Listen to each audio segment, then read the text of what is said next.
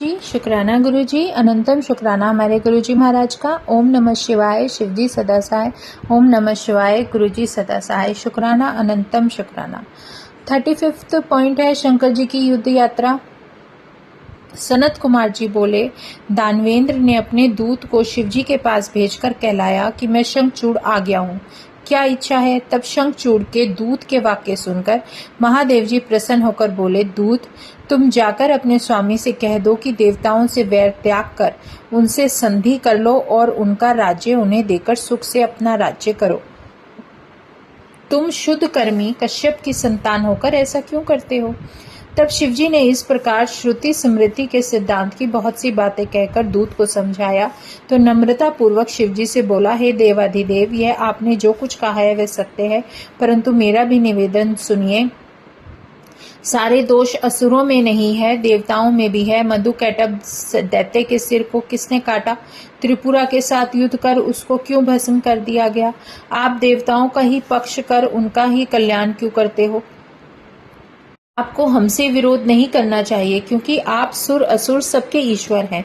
इस प्रकार के वचनों को शिवजी ने कहा कि मैं तो भक्तों के अधीन हूँ, देव कार्य के लिए मुझे युद्ध करने में कोई लज्जा नहीं है। तुम ऐसा ही जाकर शंखचूड़ से कह दो। यह कहकर शंकर जी मौन हो गए। दूत अपने स्वामी शंखचूड़ के पास चला गया। और 36 पॉइंट है देव दानव युद्ध।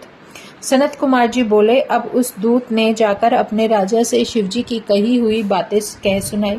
शंखचूड़ ने युद्ध की आज्ञा दे दी। इधर शिवजी ने भी अपनी सब सेना और देवताओं को युद्ध के लिए प्रेरणा दी।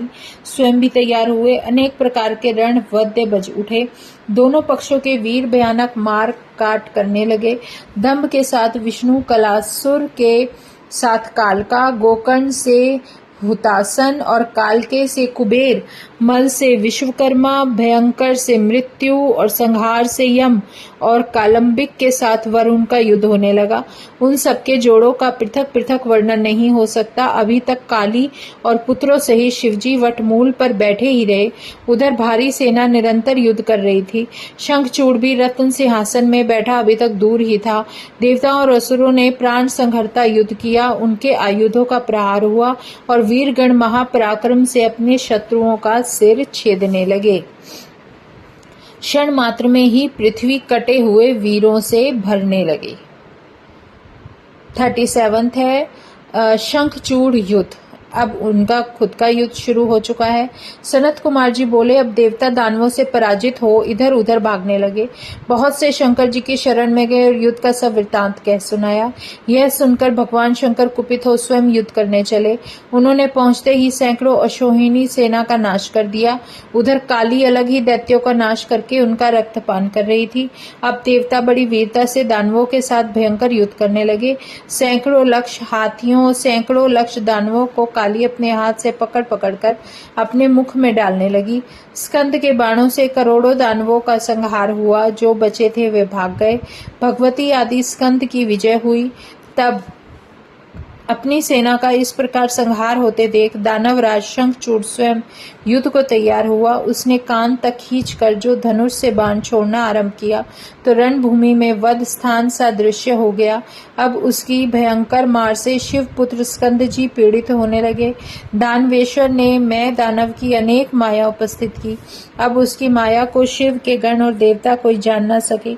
उसी समय उस महाबली शंखचूड़ ने स्कंद का धनुष काट दिया।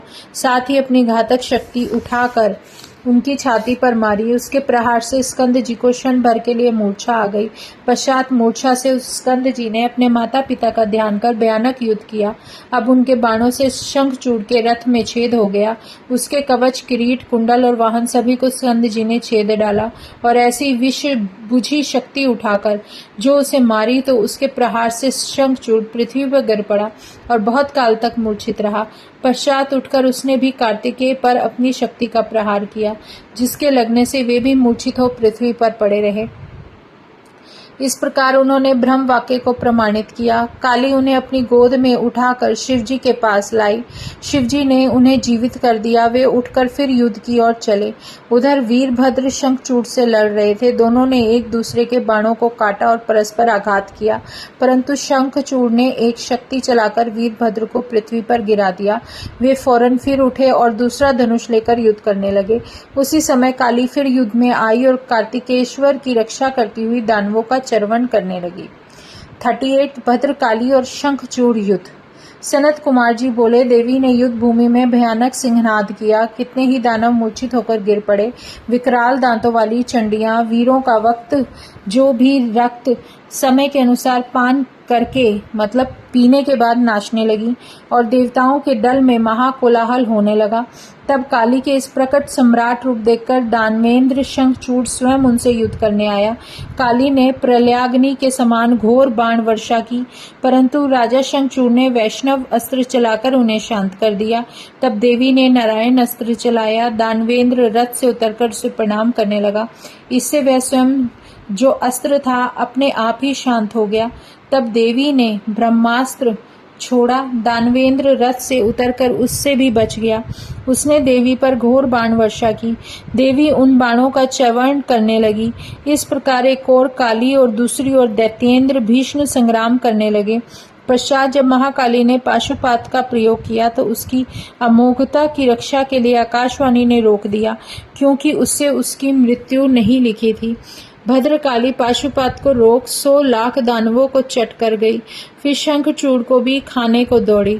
तब दानवेंद्र ने रुद्रास्त्र से उसका वेग रोका और भी कई दिव्य अस्त्रों का प्रयोग किया, परंतु परम क्रुद्धा भगवती ने सब खंड खंड कर दिए। उसके चलाए हुए चक्र आदि को वह लील गई। फिर बड़े वेग से उछलकर जो देवी ने उसे एक मुष्टि प्रहार किया, जो दानवराज चक्कर खाकर पृथ्वी पर गिर पड़ा और क्षण भर के लिए उसे मूर्छा आ गई। पश्चात उठकर देवी ने बाहु युद्ध करना चाहा, परंतु माता की बुद्धि से बाहु युद्ध नहीं किया। देवी ने उसे पकड़कर और बार बार घुमाकर बड़े क्रोध से ऊपर की तरफ फेंक दिया। प्रतापी शंखचूड़ बड़े वेग से ऊपर कूद गया। फिर नीचे आकर भद्रकाली को प्रणाम कर उनके आगे खड़ा हुआ। तत्पश्चात वह अपने रथ पर जा बैठा और भद्रकाली दानवों का रक्तपान करने लगी। उसी समय आकाश से यह वाणी हुई कि हे देवी, अभी समर में तुम्हें 1 लाख दानवों का रक्तपान करना है। तुम उन्हें शीघ्र भक्षण करो और संग्राम में दानवराज के वध की इच्छा ना करो। भद्रकाली दानवों का रक्त पीने लगी।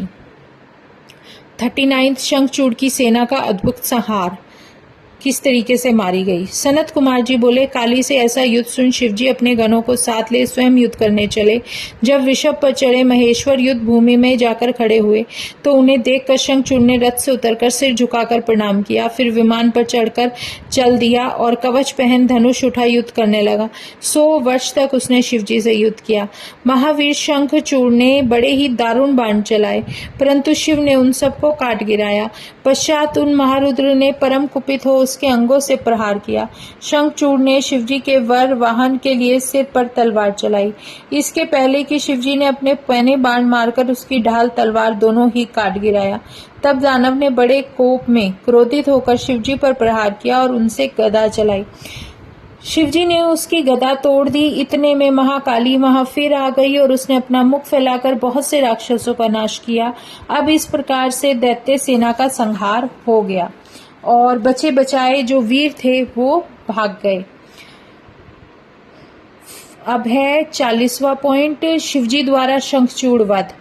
सनत कुमार जी बोले, अब सेना के इस भीषण संहार को देखकर उस दानव ने बड़ा क्रोध किया और उसने महादेव पर अनेक अस्त्रों का प्रहार किया। फिर अदृश्य हो माया के भय से दिखाने लगा, जैसे देवताओं में से कोई भी कुछ समझ नहीं पाया, और क्योंकि उसने अपनी माया फैलानी शुरू कर दी उसका डर फैला दिया। परंतु उसकी कुछ भी परवाह ना करके शंकर जी ने उस पर दिव्य प्रहार करने लगे। इससे तत्क्षण ही उसकी सारी माया नष्ट हो गई। तब महाबली महेश्वर ने उसके वध के लिए अपना वह त्रिशूल उठा लिया, जिसको सहन करना तेजस्वियों के लिए कठिन था।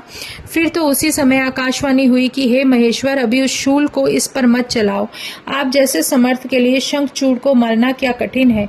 आप वेद मर्यादा का नाश ना करें। जब तक इसके पास विष्णु जी का उत्तम कवच और इसकी पवित्रता स्त्री है, तब तक इसको ना तो जरा है और ना ही मृत्यु। इस प्रकार आकाशवाणी को सुनकर शिवजी ने वैसा ही किया और उस शूल को रोक लिया। फिर तो शिवजी की इच्छा से विष्णु जी वहां आ गए और उन्होंने वृद्ध ब्राह्मण का वेश धारण कर शंखचूड़ से भेंट करके भिक्षा मांगी। शंखचूड़ ने पूछा, क्या चाहिए? उस वृद्ध ने कहा, मैं इस प्रकार नहीं मांगूंगा, पहले आप प्रतिज्ञा कीजिए। शंखचूड़ ने प्रतिज्ञा की। ब्राह्मण ने कहा, मैं आपका कवच चाहता हूँ। दानवराज ने प्राणों से भी प्यारा कवच ब्राह्मण को दे दिया। फिर उसी रूप से उसकी स्त्री तुलसी के समीप पहुंची। अब जो है विष्णु भगवान रूप बदलकर उनकी वाइफ तुलसी के पास पहुंच गए। माया विशारद विष्णु ने देवताओं के कार्य करने के लिए उसके साथ भक्ति से विहार किया। फिर तो शिवजी को अवसर मिला और उन्होंने विजय नाम का एक प्रज्वलित शूल उठाकर शंखचूड़ पर चला दिया। उस शूल से उसका संहार कर दिया। आकाश में दुदुम्बी बजने लगी। शिवजी के ऊपर फूलों की वर्षा हुई और मुनिगण शिवजी की प्रशंसा करने लगे। शंखचूड़ राजा भी शाप से मुक्त हो अपने पूर्व रूप को प्राप्त हुआ। उसकी हड्डियों में से एक प्रकार की शंख जाति पैदा हुई, जिसका जल शिवजी को छोड़ सभी पर चढ़ाना ग्राह्य है। विशेषतः विष्णु और लक्ष्मी को शंख का जल बहुत ही प्रिय है। उमा सहित नंदीश्वर पर चढ़कर स्कंद और शिवजी अपने लोक को गए और अंत में देवता भी व्यवस्था को प्राप्त हुए और सब के सब स्वस्थ हो गए। 41 है तुलसी शाप वर्णन। व्यास जी बोले कि हे मुनि, विष्णु जी ने तुलसी जी में अपनी शक्ति का आधान कैसे दिया, यह मुझसे कहिए। सनत कुमार जी बोले, देवताओं के कार्य करने के लिए नारायण ने शंखचूड़ का रूप धारण कर तुलसी के साथ रमन किया था। इस कार्य में पिता शंकर और माता पार्वती की आज्ञा का पालन करना भी उनका ध्येय था। आकाशवाणी से प्रेरित होकर विष्णु जी ने उसके कवच को ग्रहण किया और ब्राह्मण का रूप त्याग शंखचूड़ का रूप धारण करके वे शीघ्र ही तुलसी के पास पहुंच गए। तुलसी के द्वार पर पहुंचकर दुदुम्बी का शब्द कराया गया और उस शब्द से सुंदरी को समझ आया गया कि जिसे वे आनंदित हो झरोके से देखने लगी और शीघ्र ही अपना सुंदर श्रृंगार किया। इतने में शंखचूड़ का रूप बनाए रथ से उतरकर भगवान विष्णु तुलसी के भवन में जा पहुंचे। तब इस प्रकार अपने स्वामी को आया देखकर तुलसी बहुत प्रसन्न हुई और पति के चरणों को धोकर प्रणाम करने लगी। फिर रतन सिंहासन पर बिठाकर मंगलाचार कराया और तांबूल दिया। साथ ही कृतज्ञता ज्ञापन करती हुई कटाक्ष सहित युद्ध का समाचार पूछने लगी। शंखचूड़ रूपी जो रूप लिया हुआ था, विष्णु भगवान ने हंसकर अमृत सदृश वचनों में युद्ध का समाचार कह बतलाया। ब्रह्मा जी ने हमारे और शंकर जी के संधि करा दी है, इसलिए मैं अपने घर चला आया हूँ। शिवजी शिवलोक को चले गए हैं। सबको स्वस्थता प्राप्त हो गई और उपद्रव शांत हो गया। ऐसा कहकर जगतपति ने शयन कर उसके साथ विहार भी किया। तब उनके उस रमन को देखकर तुलसी को भ्रम हुआ और वह तर्क करने लगी। उसने विष्णु जी से पूछा, अरे तू कौन है? सत्य कह, तूने माया से मुझे क्यों भोगा? मेरा सतीत्व धर्म क्यों दूर किया? मैं तुझे शाप देती हूँ।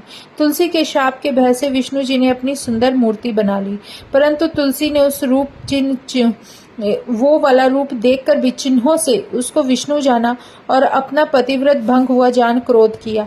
तुलसी ने कहा, विष्णु तुम्हारे अंदर दया नहीं है, तुम्हारा मन पाषाण के समान है। तुमने मेरे सतीत्व धर्म को भंग करके मेरे स्वामी का वध कराया है। तुम बड़े धर्महीन हो, अतएव मैं तुम्हें शाप देती हूँ कि तुम पत्थर हो जाओ। तुम्हें दया सागर कहना व्यर्थ है। तुमने दूसरे के लिए निरपराध भक्त को क्यों मारा? ऐसा कहकर शंखचूड़ की प्रिया सती तुलसी अत्यंत विलाप करने लगी। उसके विलाप को देखकर विष्णु जी ने भक्त वत्सल शंकर जी का स्मरण किया। शंकर जी शीघ्र वहां आए और उन्होंने शोकाकुल उस दुखिया को जगत की नश्वरता समझाते हुए उसकी तपस्या का फल दिया और यह कहा कि शरीर को त्याग तुम दिव्य देह धारण कर हरि के साथ विहार करो। साथ ही तुम्हारा यह शरीर छूटने पर भारत में गंडक नदी होगी और देव पूजन के साधन से काल से तुम मेरे वर्ष से प्रधान रूपा तुलसी नाम से विख्यात हो जाओगी और स्वर्ग पाताल तथा मृत्यु लोकों में तुम हमेशा हरि के समीपता ही पाओगी और सब वृक्षों में तुम्हारा श्रेष्ठ स्थान होगा। तुम दिव्य रूप धारण कर सर्वदा बैकुंठ में हरि के साथ क्रीड़ा करती रहोगी और हरि के अंश से क्षीर सागर की भी पत्नी बन जाओगी। तुमने तो हरि को शाप दिया है, उसके प्रभाव से तुम गंडक नदी के तट पर ये हरि पाषाण रूप में स्थित रहेंगे। वहां पैने दांतों वाला करोड़ों कीड़े उस शिला को छेद कर उसमें चक्र बना देंगे और उसका नाम शालिग्राम होगा। इस प्रकार शालिग्राम शिला से तुम्हारा संगम बड़ा ही पुण्यदायक होगा। ऐसा महात्म्य वर्णन किया और पुनः अंतर ध्यान हो गए। तुलसी प्रसन्न होकर उस देह को त्याग कर दिव्य देह को प्राप्त हुई। कमलापति उसके साथ बैकुंठ को गए और गंडक की नदी होकर बह चली। विष्णु जी उसके तट के पत्थर हो गए। उस पत्थर में कीड़े अनेकों प्रकार के छिद्र कर देते हैं और पत्थर जल में गिरता है और उस पर बड़ा पुण्यदायक होता है। विष्णु जी के महात्म्य सहित यह आख्यान बड़ा ही भक्ति मुक्तिदायक है। हे मुनि, यह सब जो भी मैंने तुमसे कहा है कहिए, अब इसके आगे आप और क्या सुनना चाहते हो। जय गुरु जी। शुक्राना गुरु जी, अनंतम शुक्राना गुरु जी महाराज का। ओम नमः शिवाय। शिवजी सदा सहाय। ओम नमः शिवाय। गुरु जी सदा सहाय। शुक्राना शुक्राना अनंतम शुक्राना।